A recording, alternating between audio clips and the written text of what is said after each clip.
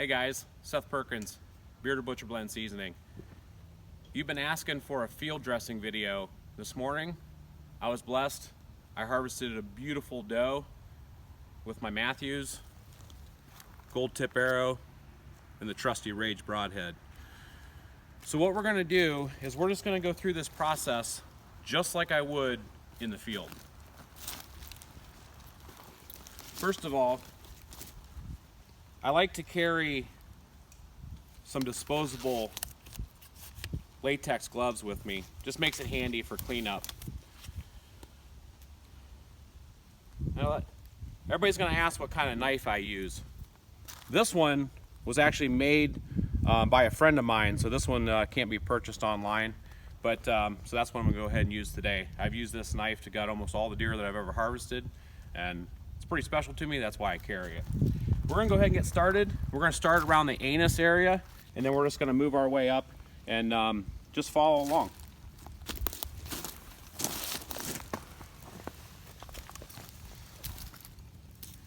So we start just by simply cutting a circle around the anus.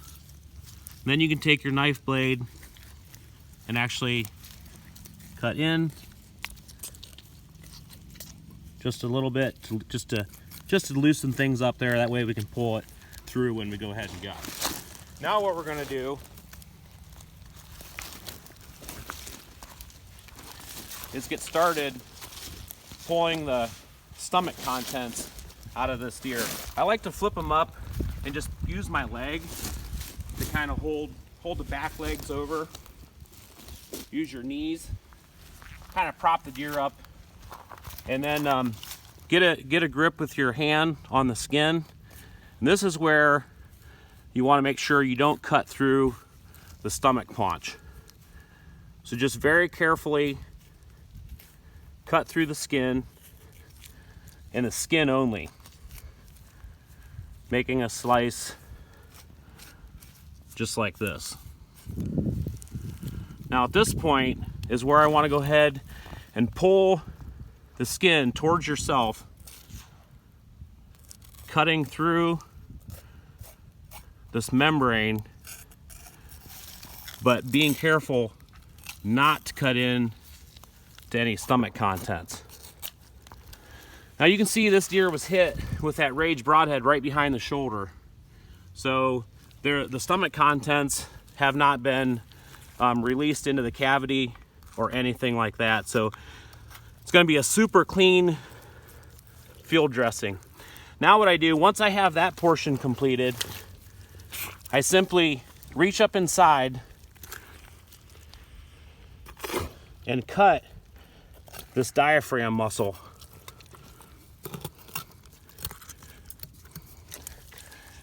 That way you can get a hold of the heart.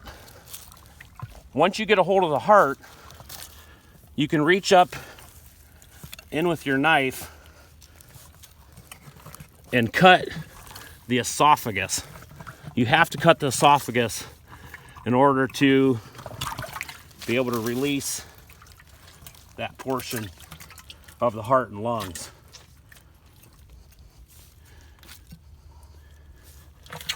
And then you just continue to pull the stomach contents out,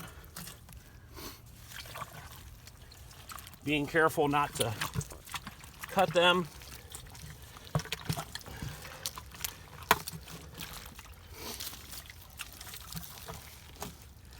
Once you get down to this portion, you can actually just cut this, the intestines, large intestine, you can just cut that off.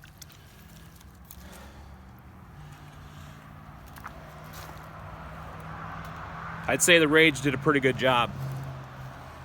Right through the middle of the heart. That's why this deer didn't go anywhere. We're gonna go ahead and save this, and we're gonna grill it up. Make an excellent, excellent meal. So once you have that portion done, you can see I have all the stomach contents out. Be careful when you're doing this. Located right, there is, quite a bit of blood in here. Be careful that you don't cut into these tenderloins located right inside here. If you do cut into these, you're gonna regret it later, because that's a wonderful, wonderful piece of meat.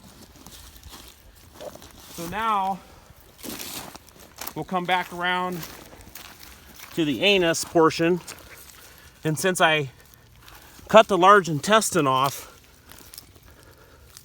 I can simply pull that piece right out.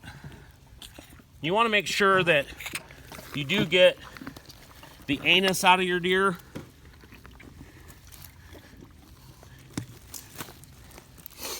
So now we have a complete pass through all the way into where the stomach contents were.